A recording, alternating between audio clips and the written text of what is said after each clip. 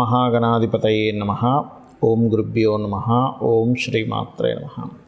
పరమేశ్వర స్వరూపమైనటువంటి జ్యోతిష, వాస్తు మరియు ఇతర అనేకమైనటువంటి శాస్త్రములను మనకు అందించినటువంటి మహర్షులకి నమస్కారం. హయగ్రీవ హయగ్రీవ హయగ్రీవేతి యో వధయేత్తస్య నిస్సరతే వాణి జహ్నుకన్యా ప్రవాహవత్. అరుణాం కరుణాతరంగితాక్షీం ధృతపాశాంకుశపుష్పబాణచాపాం అనిమాదివిరావృతాం మయూకైః అహమిత్యేవ విభావయే భవానీం. శ్రీమాత్రే నమః. ప్రేక్షకులకి లలితాంబిక అమ్మవారి యొక్క అనుగ్రహం పరిపూర్ణంగా కలగాలని మనస్ఫూర్తిగా కోరుకుంటూ మనం ఈరోజు చెప్పుకోబోయేటువంటి టాపిక్ ఏదైతే ఉందో, ద్వాదశ లగ్నాల వారికి మరియు లగ్నం తెలియని వారి రాసుల వారికి అసలు ఏ గ్రహం ఈ సంవత్సరం మొత్తం బాగుంది, ముఖ్యంగా మేజర్ ప్లానెట్స్. ఎందుకంటే కొంచెం మనకి ఈ సంవత్సరం గురువు, శని పర్టికులర్గా వృషభ, కుంభరాశిలోనే ఉంటారు కాబట్టి ఏ అంశం మీద వీళ్ళకి చాలా బాగుంది, మరియు ఏ విషయాల పట్ల కాస్త జాగ్రత్త వహించాలి. అదేవిధంగా మీరు వీడియోని ఆఖరి వరకు చూసినట్లయితే లగ్నము కానీ రాశి కానీ అసలు జాతకం తెలియని వాళ్ళకి పర్టికులర్ ప్రాబ్లం ఉంది, ఆ ప్రాబ్లంకి లలిత అమ్మవారి యొక్క నామాలు ఏ నామం చేసుకుంటే బాగుంటుంది అనేటువంటి విషయాన్ని కూడా నేను మీకు ఇప్పుడు తెలియజేస్తాను. కుంభ లగ్నము, కుంభరాశి.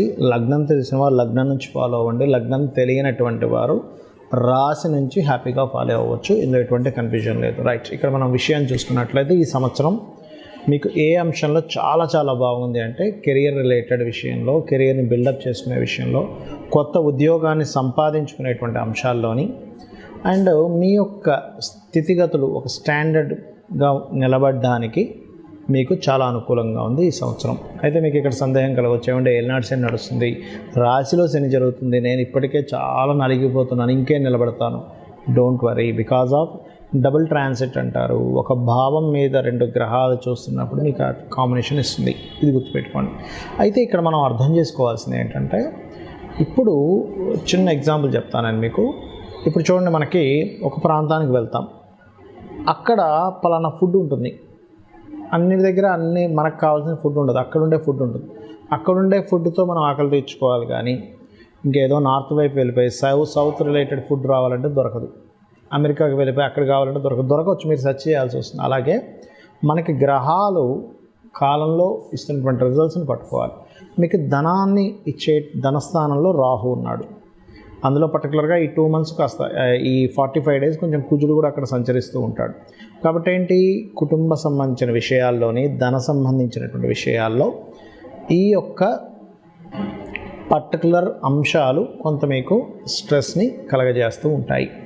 అయితే ఇది మీరు ఏ రకంగా దీన్ని అర్థం చేసుకోవాలి, ఏమిటి అని చెప్పి చూసుకున్నట్లయితే, పర్టికులర్గా మీకు ఇక్కడ గమనించుకున్నట్లయితే ఈ సిచ్యువేషన్స్ని, ఓకే, రాహు అంటే ధనాన్ని ఇచ్చే కారకుడు అండ్ విదేశీ కారకుడు, ఆన్లైన్ కారకుడు ఉన్నాడు. కాబట్టి or any pharma related, or any medical pharma related or something ఇట్లాంటి వాటి ద్వారా, అది కూడా జలరాశి అయింది కాబట్టి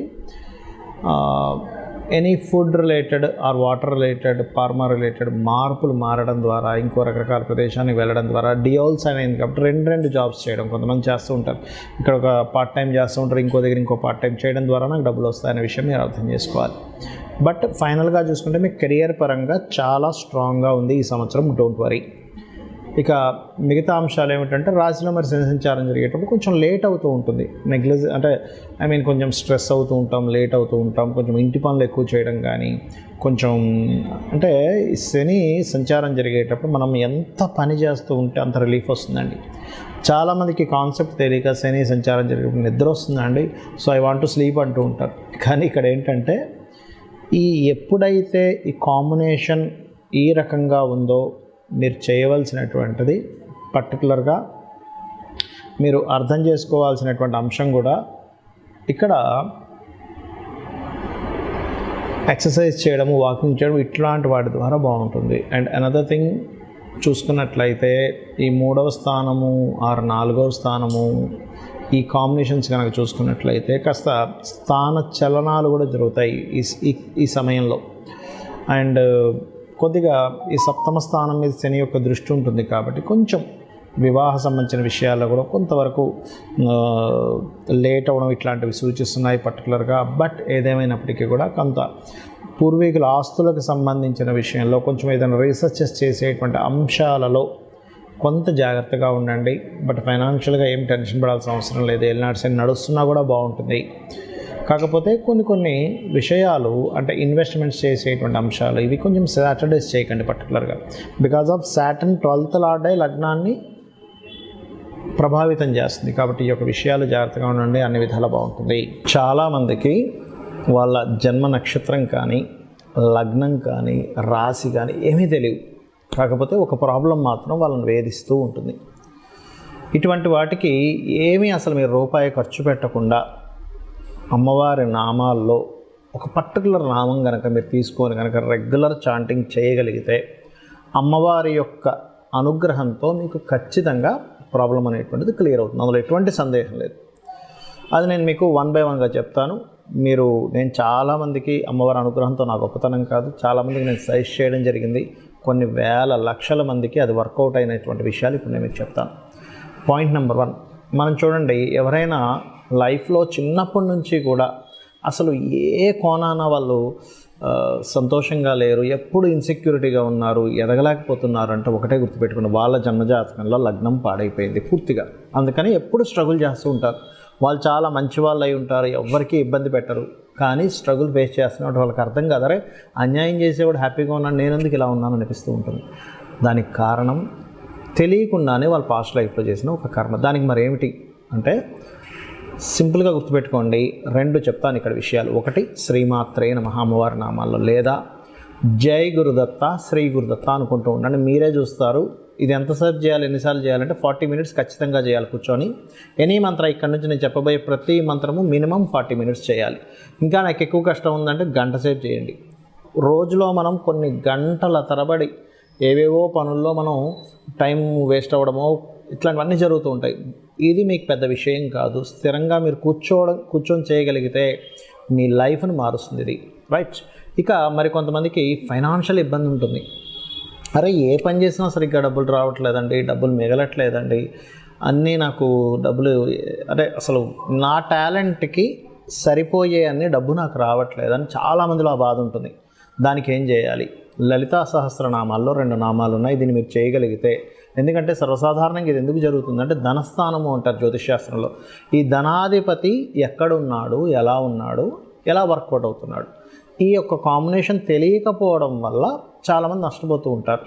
ఆ పర్టికులర్ జాతకం తెలుసు, ఏమంటే పలానా గ్రహం పలానా దగ్గర ఉంది కాబట్టి దాన్ని ఏ ప్లానెట్ మీకు బ్రేక్ చేస్తుందో దానికి సంబంధించిన దానం ఇవ్వచ్చు, జాతకం తెలుసు. మరి తెలియనప్పుడు పరిస్థితి ఏమిటి అంటే ఓం సంపత్కరీ సమారూఢ సింధుర వ్రజ సేవితాయే నమః, అదేవిధంగా ఓం ధర్మాధార ధనాధ్యక్ష ధనధాన్య వివర్ధిని అని మాయి చేసుకోండి. మరి ఒక ప్రయత్నం చేస్తున్నానండి, ఒక డిజైర్ ఉంది, ఒక గోల్ కోసం నేను బ్రతుకుతున్నా అంటారు కొంతమంది. It's really great. ఎందుకంటే ఒక గోల్ కోసం బ్రతికేటువంటి మనిషి రియల్లీ, ఎందుకంటే దానిలో కోసం స్వార్థం కూడా ఉండదండి. నేను ఒక గోల్ సాధించడానికి నా జీవితాన్ని మొత్తం నేను త్యాగం చేస్తున్నా అంటారు. అలాంటి డిజైర్ మీకు నెరవేరాలంటే ఏం చేయాలి? మీరు నవగ్రహాల్లో ఇది ఒక్కొక్క జాతకానికి డిఫరెంట్గా ఉంటుంది, బట్ యూనివర్సల్గా ఒకటి చెప్తాను నేను మీకు ఇప్పుడు. అదేమిటంటే నవగ్రహాల్లో పర్టికులర్గా గుర్తుపెట్టుకోండి, మీరు బుధగ్రహము శుక్రగ్రహము గుర్తుపెట్టుకున్న బుధ శుక్ర గ్రహాల దగ్గర దీపారాధన చేసి ఒక 9 ప్రదక్షిణాలు చేసుకొని అదే ఆలయంలో ఉన్న స్వామివారికి ఒక 3 ప్రదక్షిణాలు అమ్మవారికి కానీ స్వామివారికి కానీ చేస్తూ మీరు ఏం చేస్తారంటే ఈ గోల్ ప్రాసెస్లో ఏమవుద్దంటే చాలామందికి అరే నా జీవితం ఏమైనా నేను కోల్పోతున్నానా, నన్ను నేను కోల్పోతున్నానా అని ఒక చిన్నగా ఈ ట్రావెల్లో వాళ్ళకి డౌట్ వస్తుంది. అరే ఈ దిక్కుమాలని గోల్ పెట్టుకున్నానేమో, నేను అనవసరంగా ఈ గోల్ అని గాతలు పడింది. ఎలాంటిదంటే సినిమా ఫీల్డ్లోకి వెళ్తారు కొంతమంది, లేకపోతే ఏదో రీసెర్చ్ చేస్తూ ఉంటారు కొంతమంది, ఇంకా రకరకాలు ఉంటాయి. వాళ్ళకి దానివల్ల పెద్దగా అప్పటికి ప్రస్తుతం వాళ్ళకి పెద్దగా మనీ ఏం రాదు, ఏముండదు, కానీ వెళ్తూ ఉంటుంది ఆ లైఫ్లో. అలాంటప్పుడు మీ ఇన్సెక్యూరిటీని తీసేసేయడానికి, మీకు ధైర్యం ఇంకా రావడానికి ఓం కనకాంగద కేయూర కమనీయ భుజాన్వితాయై నమః చేసుకోండి. ఖచ్చితంగా మీకు ఆ గోల్ మీద మీరు పట్టు సాధించగలుగుతారు, మీరు సక్సెస్ అవ్వగలుగుతారు, మీ ధైర్యం అనేటువంటిది పెరుగుతుంది. ఇంకా ఎక్కువగా నేను మెంటల్గా డిస్టర్బ్ అవుతున్నాను అనుకునేటువంటి వారు ఓం దుమ్ దుర్గాయ నమః చేసుకోండి. ఇక కొంతమందికి గృహం కట్టుకోవాలి, జ్యోతిష్ శాస్త్రంలో మీరు ఎప్పుడు గృహం కట్టుకుంటారు, ఎలాంటి గృహం కట్టుకుంటారు, మల్టిపుల్ గృహాలు ఉంటాయా, లేదా గృహం మీ పేరు మీద కొనుక్కోవడం వల్ల ఇబ్బంది వస్తుందా, ఏ డైరెక్షన్లో కొనుక్కోవాలనేటువంటిది కొన్ని ఉంటాయి లెక్కలు. కానీ జాతకంలో మీకు జాతకం లేదా అప్పుడు ఏం చేయాలి? ఓం వదనస్మర మాంగళ్య గృహతోరణ చిల్లికాయే నమః చేసుకోండి, లేదా మణిద్వీప వర్ణన చదువుకోండి. ఖచ్చితంగా మీకు అమ్మవారు గృహయోగాన్ని ఇస్తుంది. ఇక సంతానం లేదు, దిగంబర దిగంబర శ్రీపాదవల్లభ దిగంబరాయే నమః చేసుకోండి. పంచమ స్థానం పాడైతే సంతానం ఆలస్యం అవుతుంది. కొంతమందికి ఆ విషయం తెలియక అయ్యో లేదని బాధపడతారు. అలా కాదు, సంతానం అనేటువంటిది గొప్ప యోగము. ఎప్పుడుందో తెలుసుకోవాలి అది.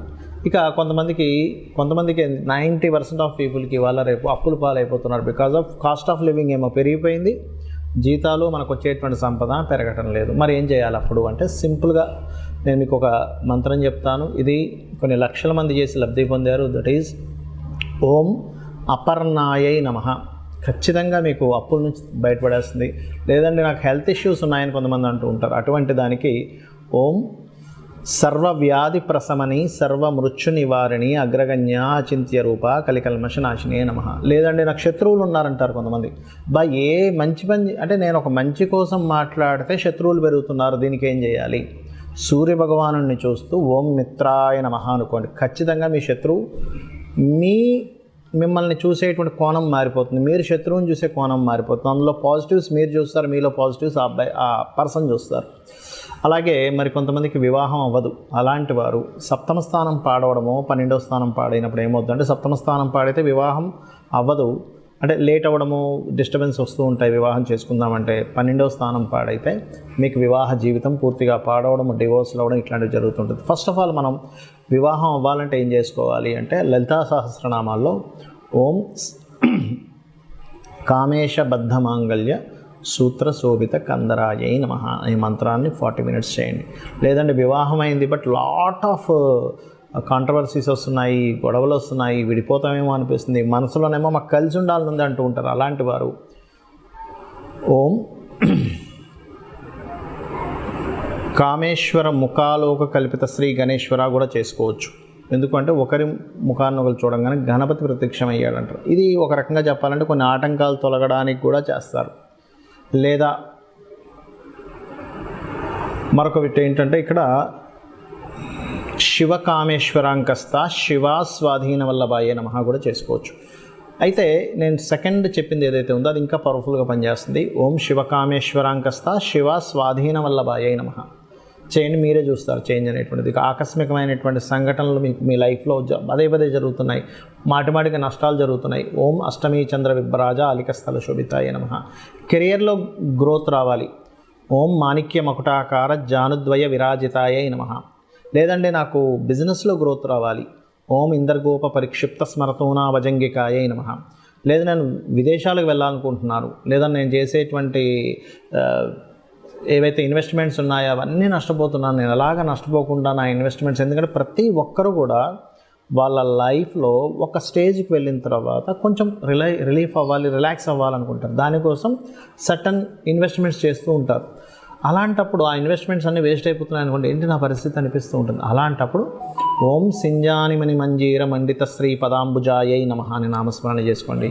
విదేశాలకు నేను ఎంత ట్రై చేస్తున్నా అవ్వట్లేదంటే దాని అర్థం ఏమిటంటే, మీ 12వ స్థానం యాక్టివ్గా లేదు. దానికి మీరు రోజు ఉదయం సాయంత్రం హనుమాన్ చాలీసా చేయండి. ఖచ్చితంగా మీకు 100% బాగుంటుంది. కొంతమంది పిల్లలు చదవరు, అలాంటప్పుడు మీరు వాళ్ళకి భూ సంబంధించిన వివాదాలు ఉన్నప్పుడు వారాహి చేసుకోండి. లేదు పిల్లలు చదవడం కోసం మీరు మంత్రం చేసుకోవాలనుకుంటే మీరు చేయవలసింది ఏమిటి అంటే, మీరు చేయొచ్చు, లేదు మీ పిల్లలకు నేర్పిస్తే ఇంకా అద్భుతంగా వాళ్ళ చదువు సాగుతుంది. అదేమిటి అంటే, సింపుల్గా వారికి హయగ్రీవ స్తోత్రం నేర్పించండి. చాలా చిన్నగా ఉంటుంది. ఓం హయగ్రీవ హయగ్రీవ హయగ్రీవేతి యోవదేత్ అంటే ఇది కొంచెం వాక్ సంబంధించిన పెరగడానికి ఇది. అయితే పర్టికులర్గా ఏంటంటే, చిన్నపిల్లలకి పర్టికులర్గా వాళ్ళు చేసుకోలేరు అనుకోండి, మీరు ఒక గ్లాస్ నీళ్ళు తీసుకొని ఆ నీటిని పట్టుకొని జ్ఞానానందమయం దేవం నిర్మల స్ఫటికాకృతిం ఆధారం సర్వ విద్యానాం హయగ్రీవం ఉపాసమహే చేసుకోవాలి. అలా కాదు, వాక్ సంబంధించిన పెరగాలి. నేను ఎప్పుడు శ్లోకంలో చెప్తుంటాను, హైగ్రీవ హైగ్రీవ హైగ్రీవేతి యో వదేత్ తస్య నిస్సరతే వాణి జన్మకన్యా ప్రవాహవత్ అని. అది చేసుకున్నట్లయితే అన్ని విధాలా బాగుంటుంది. సో మీరు ఇవి చేసుకొని జాతక చక్రం ఇలా ఉంది అలా ఉంది ఏమీ భయపడకుండా మీరు అద్భుతమైనటువంటి అమ్మవారి అనుగ్రహాన్ని పొందాలని మనస్ఫూర్తి కోరుకుంటూ శ్రీమాత్రే నమః.